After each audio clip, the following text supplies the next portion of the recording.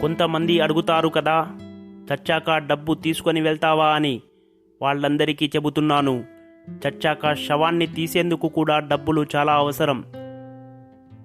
డబ్బు అనే ఆయుధం లేకపోతే జీవితం అనే యుద్ధం చేయలేవు. ఊపిరి ఉన్నంతకాలం డబ్బు నీతో ఉండాలి, గుర్తుపెట్టుకో. ఎంతమంది ఎంగిలితో తడిసినా మనం అపవిత్రంగా భావించని ఒకే ఒక్క వస్తువు డబ్బు మాత్రమే.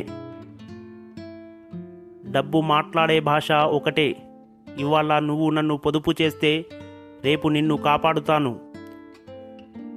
తక్కువ సంపాదించే వారికన్నా తక్కువ పొదుపు చేసే వారికే ఆర్థిక ఇబ్బందులు వస్తాయి. డబ్బు వస్తే నీ చుట్టూ చేరే వాళ్ళు చాలామంది ఉంటారు, కానీ జబ్బొస్తే నిన్ను చూసే దిక్కు ఎవరు ఉండరు. ఖర్చు పెట్టినంత సులువుగా సంపాదించలేవు, కాబట్టి నీకోసం కొంత దాచుకో. డబ్బు సంపాదించటం గుండు సూదితో నేలను తవ్వటం లాంటిదే, చాలా కష్టం. అదే ఖర్చు పెట్టడం ఊదిన బెలూన్ని గుండు సూదితో పగలగొట్టడం లాంటిదే, చాలా సులభం. నా పేరు డబ్బు. నేను ఉప్పు లాంటిదాన్ని. తప్పకుండా మీకు నేను అవసరమే. కానీ అవసరానికి మించి కావాలనుకుంటే జీవితం యొక్క రుచి దెబ్బతింటుంది. రూపాయి పేదోడి దగ్గరికి రాదు, మధ్యతరగతి వాడి దగ్గర ఉన్నా మిగలదు, ఉన్నోడి దగ్గర రూపాయికి విలువ ఉండదు. బిచ్చగాడైనా బలిసినవాడైనా పోరాడేది పైసల కోసమే.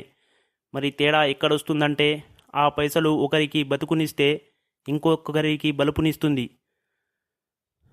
నోరు లేకుండానే పలికిస్తుంది, కళ్ళు లేకుండానే శాసిస్తుంది, చేతులు లేకుండానే ఆడిస్తుంది, కాళ్ళు లేకుండానే నడిపిస్తుంది, లేని బంధాలను కలిపేస్తుంది, ఉన్న బంధాలను తుడిచేస్తుంది.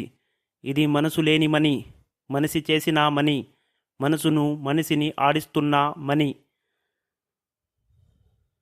రూపాయి రూపాయి నువ్వేమి చేస్తావు అని అడిగితే, హరిశ్చంద్రుని చేత అబద్ధమాడిస్తాను, భార్య భర్తల మధ్య చిచ్చు పెడతాను, తండ్రి బిడ్డలను విడదీస్తాను, అన్నదమ్ముల మధ్య వైరం పెంచుతాను, ఆఖరికి ప్రాణ స్నేహితులను కూడా విడగొడతాను అందట. డబ్బులున్న వాళ్ళందరూ ఖర్చు పెట్టలేరు, ఖర్చు పెట్టిన వాళ్ళందరూ ఆనందించలేరు. చినిగిన నోటు మన దగ్గరుంటే ఇతరులను మోసం చేయడానికి ఉన్నటువంటి అన్ని మార్గాలను మనకు నేర్పిస్తుంది. సంపాదిస్తున్నంత కాలం అందరికీ మీరు ఆత్మీయులే. ఒక్కసారి మీ సంపాదన ఆగిపోతే మీ ఇంట్లోనే మీరు పరాయివారు అవుతారు. డబ్బు ఒక మనిషికి జీవితాన్ని నువ్వు నేర్పినంత ఇంకెవరూ నేర్పలేరు. మనిషికి డబ్బు ఎంతైనా ఉండొచ్చు, కానీ సాటి మనిషిని చులకనగా చూసే జబ్బు ఉండకూడదు. డబ్బు మనిషిని మార్చదు, కానీ మనిషి నిజస్వరూపాన్ని బయటపెడుతుంది. నలిగిపోయినంత మాత్రాన కరెన్సీ నోటు విలువ తగ్గదు. మనిషి ఓడిపోయినంత మాత్రాన జీవితం ఆగిపోదు. ఈ రోజుల్లో మనిషి సృష్టించిన మనికి ఉన్న విలువ దేవుడు సృష్టించిన మనిషికి లేదు. అవసరానికి ఇచ్చింది అర్ధ రూపాయి అయినా అది జీవితంలో తీర్చుకోలేని రుణం. జీవితంలో అందరికీ నచ్చినట్లు బ్రతకాలి అంటే మరో జన్మలో డబ్బుగా మాత్రమే పుట్టాలి. జీవితం మరియు డబ్బు శాశ్వతం కాదు. శాశ్వతంగా నిలిచేది ఒకటే, అదే మన మంచితనం.